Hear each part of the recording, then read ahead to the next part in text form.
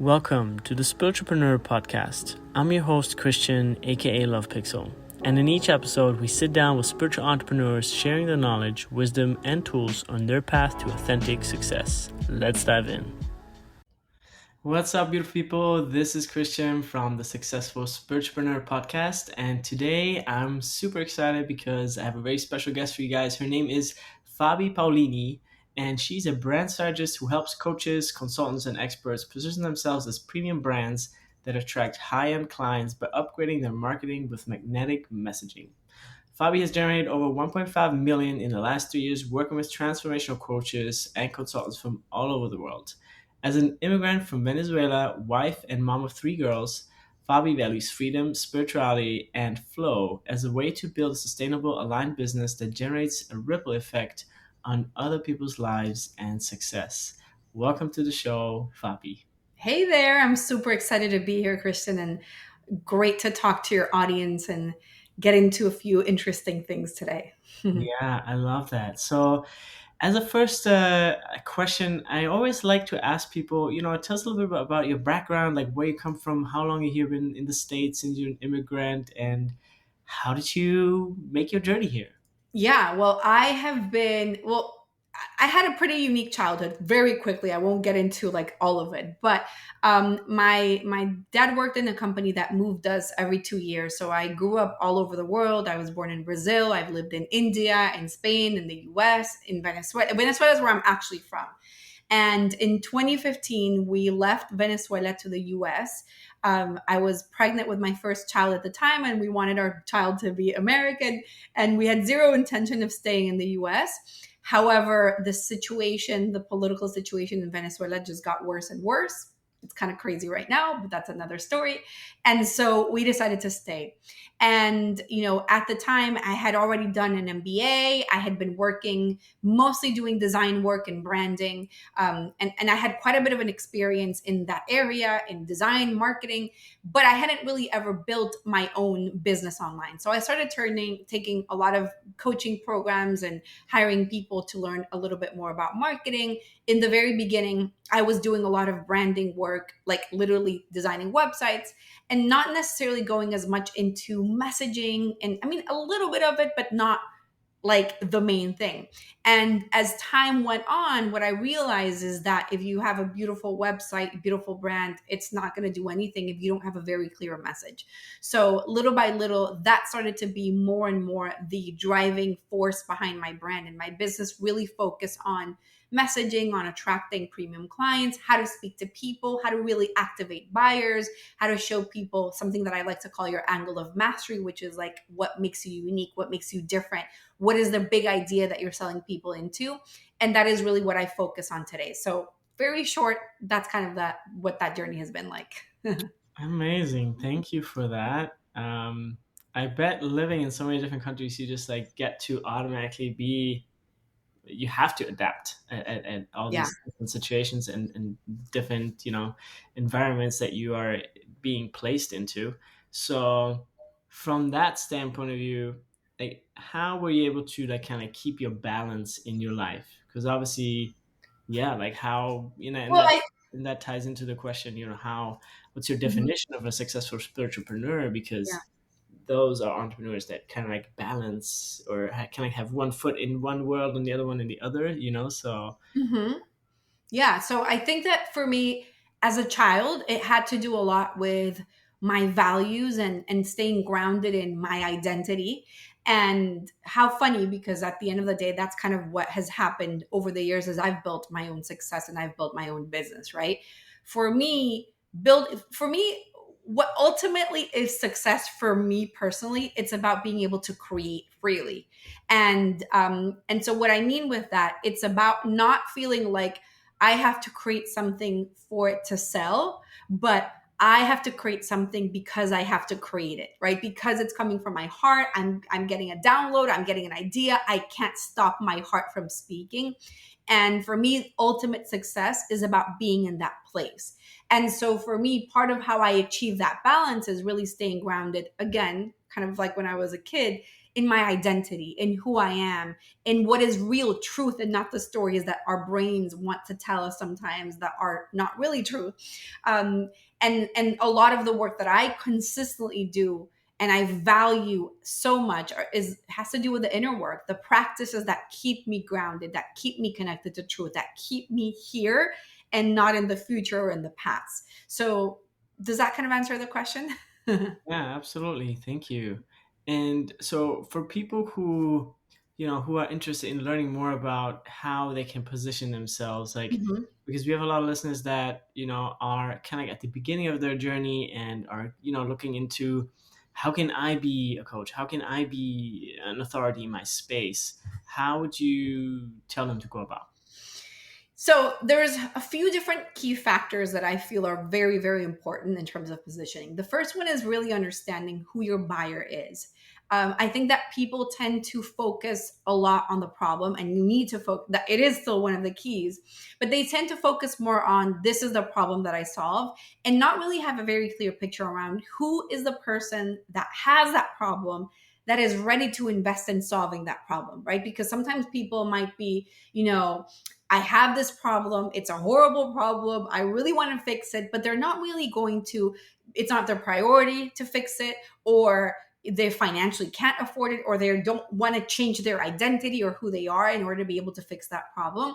And so most of the times people are focused on this is the problem that I solve and this is my audience, but not really understanding, well, who is the buyer within that audience? So that's one part of the equation.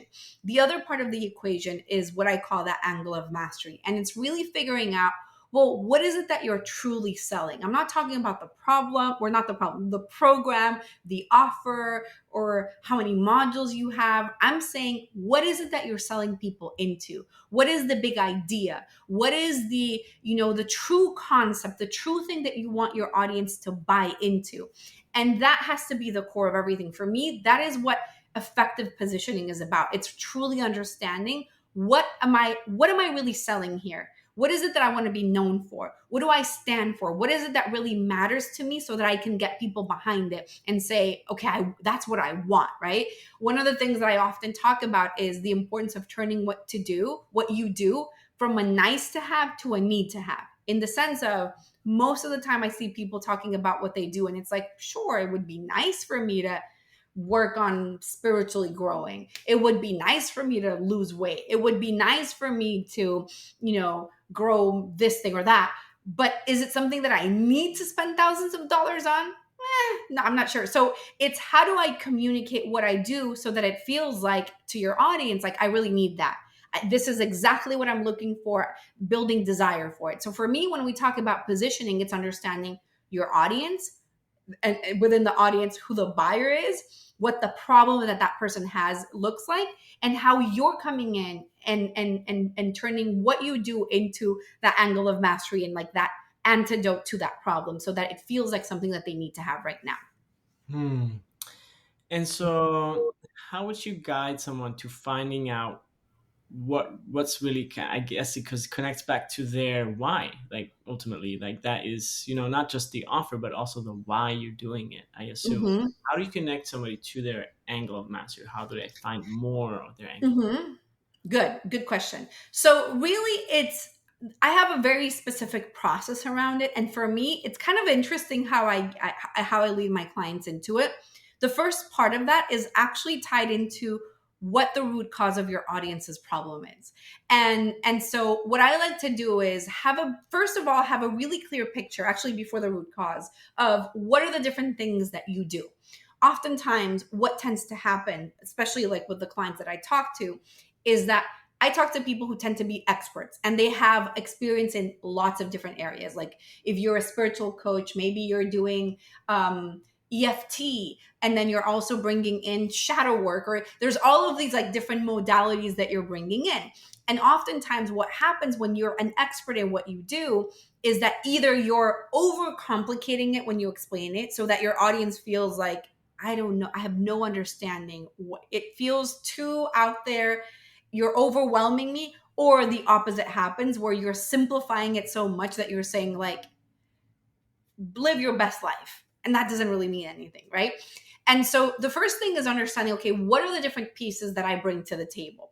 And then from that, it's what is the problem that I'm solving? And more than the problem, what is the root cause of that problem? So really going deep to understanding, well, what is it that I'm really, really solving here, right? At the core. And so when you understand what you're solving at the core, that's when you can come up from my perspective, like on the angle of mastery, because the angle of mastery tends to be the antidote to that root cause of the problem. Oh, that makes sense. But it's a process of like, these are the things that I can do. This is the problem that I can solve. And this is how the things that I can do specifically can solve that problem. So yes, we connected back to your why, but for me, it's, you know, it's really taking a stand for the things that you believe in. What do you stand for? What do you stand against? What do you want to be known for? So it's a very deep and intricate process that allows you to get clarity on these things and really kind of like put a stake in the ground and say, this is who I am and this is what I'm doing. Does that make sense? Yeah, beautiful. So let's say I am that person who really knows what I'm standing for and what my why is. How would I then magnetize that audience? Like, and you can be as practical or as Mhm. strategical as you would like to be with that question. Yeah, so I like to kind of tying it back to what I was saying earlier, really get clear around who your buyer is, right? Because as I was saying before, I usually give an example of like, you can have, for me, I tend to use a lot of weight loss examples. I think that they're very easy for people to grasp, right? So you can have two women that have the exact same weight that they want to lose. They might have the exact same height, the exact same weight, and they're both overweight. And yet one of them is going to ever want to spend maybe $50 or $100 on some sort of workout program, whereas the other one's like, where is the 5K coach so that I can, do a whole program to be able to lose weight, right? Problem is the same. The motivations, the drivers are different. So for you to be able to speak to those people and magnetize them, you have to understand, how does the problem live and exist in the life of somebody who is the ready to buy person. And for that, you have to get very practical. So instead of using a message that is like, oh, you've gained weight and you're doing a bunch of diets and nothing is working and you want to lose weight, which is like the typical thing that people would do, you would get more into how that problem lives for that person. So instead of that, you would say things like, you're spending more time thinking about what to wear than what to say in your boardroom meeting. And you really, you have a big meeting, you're going to be on stage and you're really uncomfortable and feel like people are talking or thinking about your weight gain instead of what you're saying. So it's like, again, how does that problem show up for that higher level person? And so the more specific that you are within that message, and the more that you're speaking to how that problem shows up for them in a very 3D way, the more that they're going to say, oh, this is exactly what I'm experiencing. Because at the end of the day, one of the things I often tell my clients, it's like, your audience is getting so bombarded right now with information between social media and like the Blake Lively It Ends With Us movie drama and Trump and politics and cat memes. Like, it's so much information. For you to get people's attention, you have to let them know, I am here to speak to you. It's like you want to become as effective as the TikTok algorithm, where people are like, oh, this is exactly what I'm looking for, right?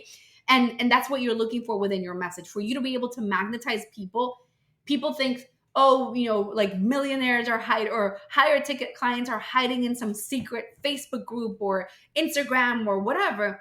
And that's not it. It's that you have to make sure that the message is really speaking to them so that they feel like, oh, this is me. This is exactly for me. Does that make sense? Yeah, absolutely. And where do you think, um, where would they then hear that message? Everywhere. They're everywhere. I literally last week signed a 20K paid in full client. I'm not promoting my stuff in a different place. It's just that my message is very specific. And because I talk very specifically to how my audience lives the problem without agitating, I'll explain that in a second. what happens is that they recognize that it's for them. So what typically happens, and what most people are being taught, and this is what I was doing too, is really focus on pain agitation, right? And I call this being the Ursula, where you're speaking to the poor unfortunate soul. Little Mermaid reference there. And so what happens is that you're using your whole message about, you feel hopeless, you're full of anxiety, you can't sleep at night, nothing is working, you feel like frustrated and lost, right? And that's what everybody's teaching you to do in terms of messaging. But what I've discovered is that that type of message attracts people that are broke, because you're literally going to get on the phone people that are full of anxiety, hopeless, can't sleep at night, all the things that you literally said, which in theory you're like, yes, that's who I want. That's not who you want. If they're completely full of anxiety and completely hopeless, they will not, like, their internal objection to invest is way too big. Can you sell to those people? Sure. If you're like a cutthroat salesperson, you can. But is that who you want in your programs? Probably for the most part, not the case, right? So what I've discovered is that what you want to do is really think about, again, how that problem lives in the minds of the buyer. The buyer, yes, they might have, let's use that example, they might have some anxiety, but they have to have some sort of success. They have to be doing well in their lives. There has to be a lot of things in their life that are going well. And so that's who you speak to, not the person that is bedridden. And again, nothing wrong around that. You can sell to that, but it's very hard for you to sell a higher ticket offer to somebody that is like, has so much anxiety that they can't leave their room, right? Very difficult for them to financially be able to afford it. And also, maybe even if they are financially able, let's say that they are, even if they're bedridden or full of anxiety at that high level, the mindset part of you saying, I'm going to spend $5,000 or $10,000 on a coach to help me overcome this is too big. So it's really difficult for you to sell to them. And when you do sell to them, it's very difficult for them to get results. So when you're very specific in that message and you're creating content that is geared towards the buyer and how they think and how they view themselves and how they view the problem, that's where they raise their hand and they're like, this is speaking to me. Most people are very condescending in their message and they think like, oh, I'm above you. Poor you.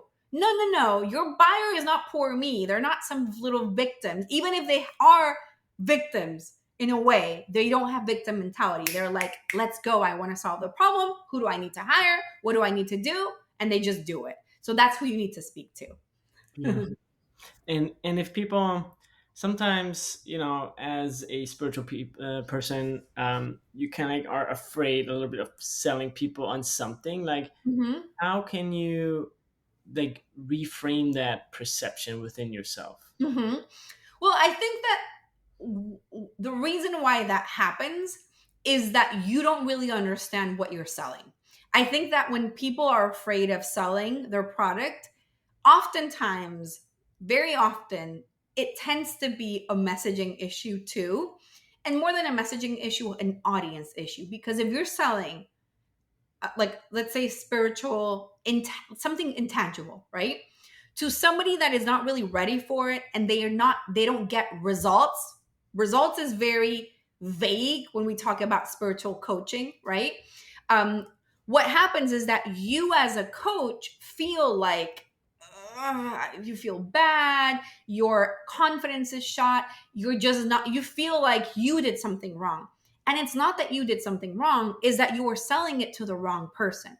So I think that when you really understand the buyer, it makes a big difference. To give you an example, I pay $2,500 a month to my mindset, spiritual energy coach, right? I don't get a tangible result from that in the sense of like, I can't say, it's not something that I'm pinpointing, yet it is extremely valuable for me because I understand that for me, when I am feeling centered and balanced, kind of back to what you were saying, and connected, I am at my highest level. I'm more creative. I can create more, coming back to what I was talking about, what success means to me. I'm a better mom to my kids. I'm a better wife to my husband. I'm more present. And so that to me is invaluable, right? So if you're somebody that's selling coaching, you have to understand, well, who is this a need to have for, right? Like, again, coming back to what I was saying before, nice to have versus need to have. for what type of person will value the work that I do is a need to have. And when you understand that audience and when you sell to them, you're not afraid of selling, or you don't feel like I feel bad, because for me, that work is something that I need to have. I need to have my energy mindset coach next to me, like literally sending her WhatsApp messages when something comes up, when I'm triggered by something, a challenge, and some moment of uncertainty. I can come to her and say, okay, this just happened. What do you think? How do I manage it? What do I do? And having that person by my, that is a need to have for me, right? And so for you as a coach, you need to understand why what you do is a need to have for the right person. That's when selling feels like, well, of course I need to sell it. Like this is fundamental for somebody. So they need it. I have to give it to them. Yeah, beautiful. And how often when you work with clients that come to you, like how often do you help them with like shifting their identity within those sets of what they want to grow into? That's a good question. I think that the real work that I do tends to be identity work. And so everything that I focus on tends to be tied to identity, because I think that we've been taught so many things around marketing, even what I was saying before, like becoming that Ursula, speaking to the poor and fortunate. So let me agitate pain. This is what works. This is what has worked for years. Um, it it turns us into somebody that we're not really, right? And I get this all the time. I talk to clients all the time that are like, I did this. I trusted the coach. They told me that's what I need to do. I thought that that was true. I took action on it. And I feel like it's not really me. So it's like coming back to, well, what do you want to say? How do you want to market? And obviously there's strategies around that. But I think that the biggest thing that I see as being an issue is people not trusting that they know what's best for them in their businesses. And so it's like they're trusting the coach. I literally just hopped off a conversation with a client right now, and I Mhm. told him, you know better than I do. This is your business, not my business. I can come in and I can give you all of the messaging pieces. But if your gut tells you that's not it, that's not it. I don't know more than you do. And so that having somebody pay me to have me tell them that is sometimes something that people need. They need to understand, like, well, the true identity that you need to build the success that you want is the one that trusts your gut, and really trust it, and trust your gut more than your head. Trust your heart more than your head in a way, right? Because your head will tell you, no, you have to sell, you have to show up more, you have to do more launches, you have to do this, you're being lazy, blah, blah. And that's not true. Sometimes you do need a break, or sometimes you do need different things. So for me, the identity work is consistent, because once you understand your audience, you feel more confidence in what you're selling, who you're selling to, what you're selling, that message. But then also, well, who do you need to be a match for that person, and who do you need to be to really be a match for the business that you desire? And so that is very deep identity work that we're constantly working through, a lot of embodiment too, right? Again, it's like another example of things that I see often when we're talking about like spiritual coaches or life coaches, is like they think that what sells is like a clear ROI, right? So it's like you're a spiritual coach, you've done every spiritual thing possible, and then your messaging is, I'm going to help you reach 10K months. And I'm like, what are you doing? Is this really who you are? No, but the other thing doesn't sell. It does sell when you know how to sell it and how to create the message. Why are you selling something that's like money related when you sound like every coach out there? You think it's easier to sell, and yet there's a gazillion versions of you selling, I'm going to help you get 10K per month, right? That's not who you are. So it's really coming back to what matters to you, and let's build a message around that, and let's find the people who will value that and will pay really good money to have somebody come in and help them with that. Don't think that you just have to go in a different direction because it's what sells, because that's not true.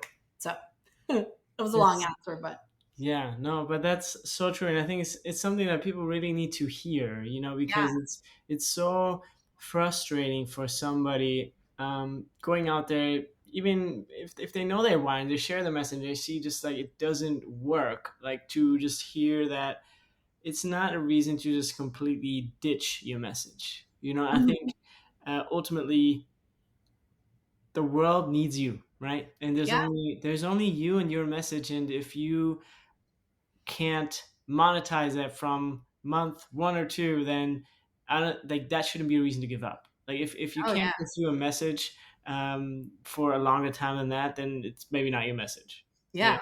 One of the things that I often tell my clients is that you have to be able to create no matter what. So what I mean is like it's finding your vehicle. If you're great at doing video, for example, that's what you need to do. And like what is the thing that even if it takes you a year to get a client, you would still do because you are so passionate about it, right?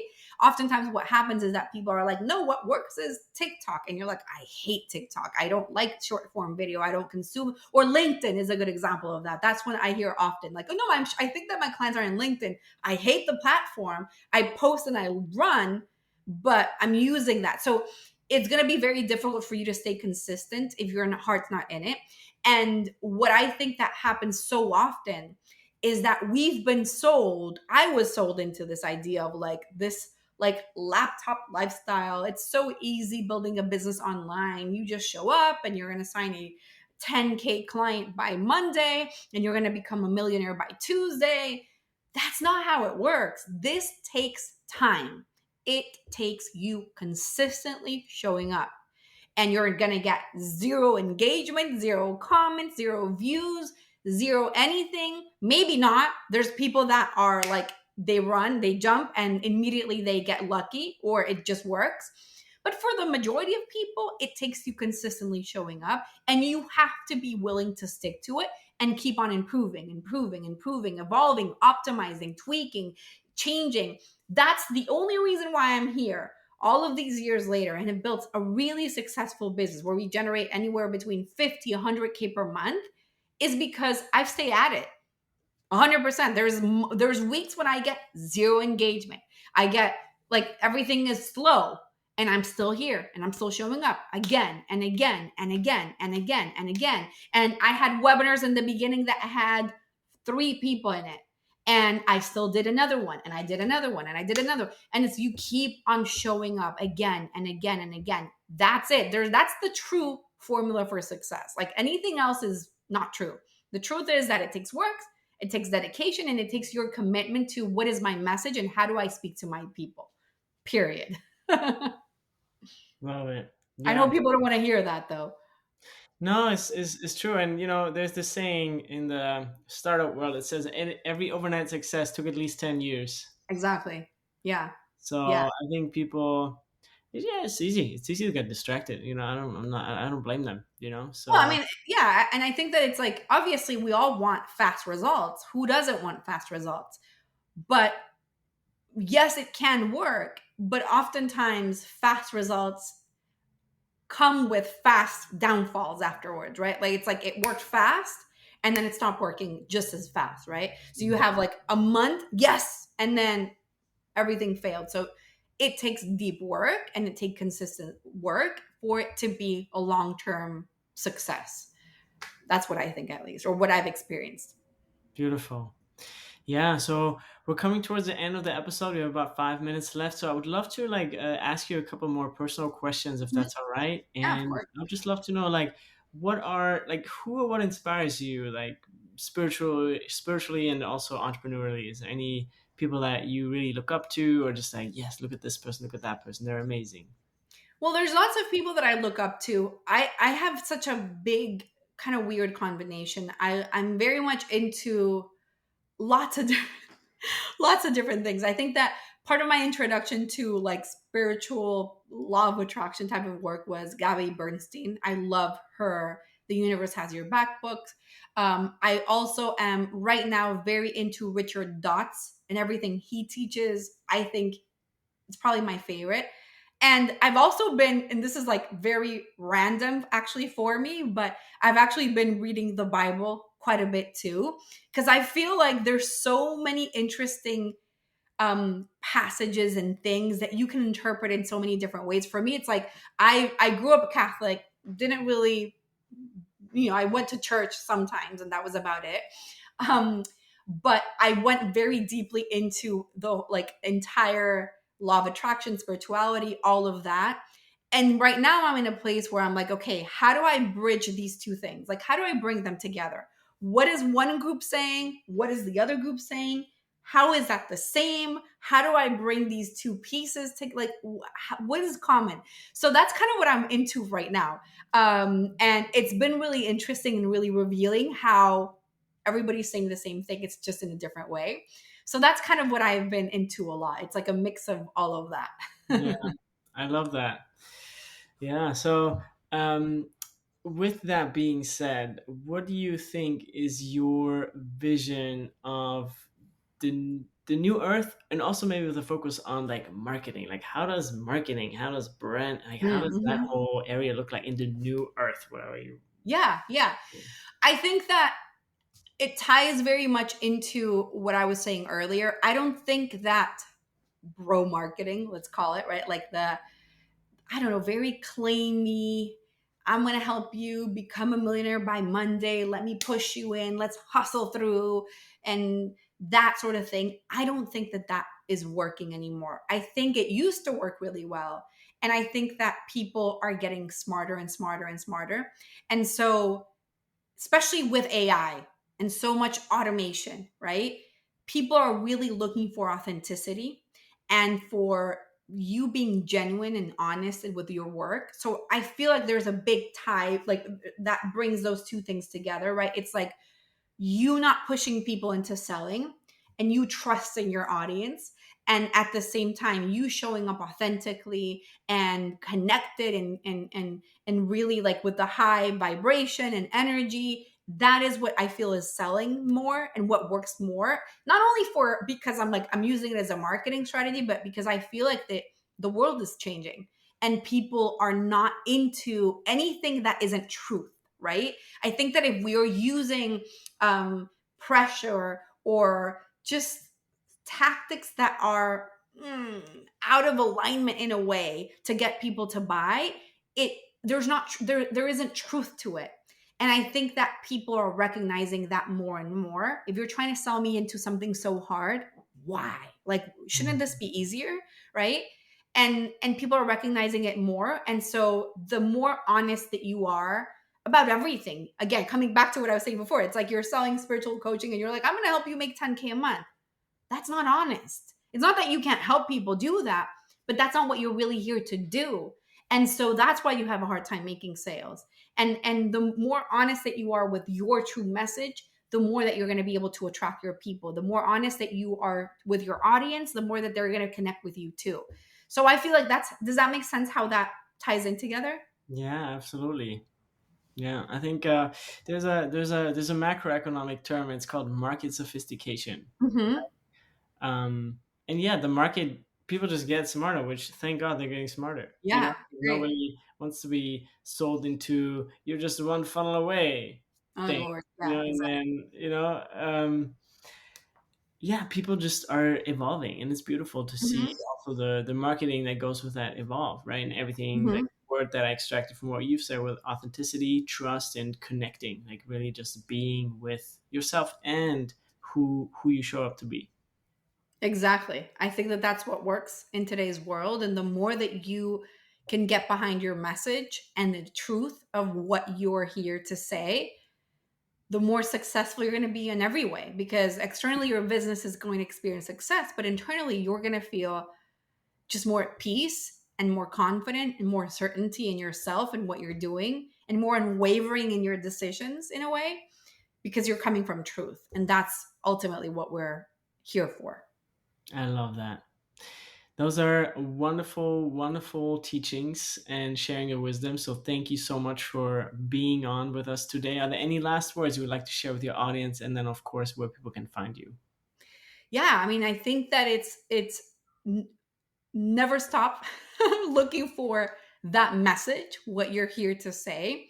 And you can go to readytoinvestclients.com. I have a 20-minute training that really walks you through kind of some of the things we talked about today: how to speak to buyers, how to uncover your angle of mastery, how to not be the Ursula, all of those things. That's where you can find that training. And you can find me everywhere else at Fabi Paolini, fabipaolini.com, Fabi Paolini on YouTube, on all the things. TikTok, Instagram, Facebook, everywhere. Great. Awesome. And that's Paolini, that's Fabi, Fabi, and then Paolini is Paolini. Correct? Yeah, exactly. Or readytoinvestclients.com There you go. is an easy one to remember. Sweet. Thank Thank you so much for being on. you so much, Really Christian. pleasure. And yeah, wishing you so much fun for your future journeys. And may you help so many with your marketing and brand messaging tips. Thank you so much.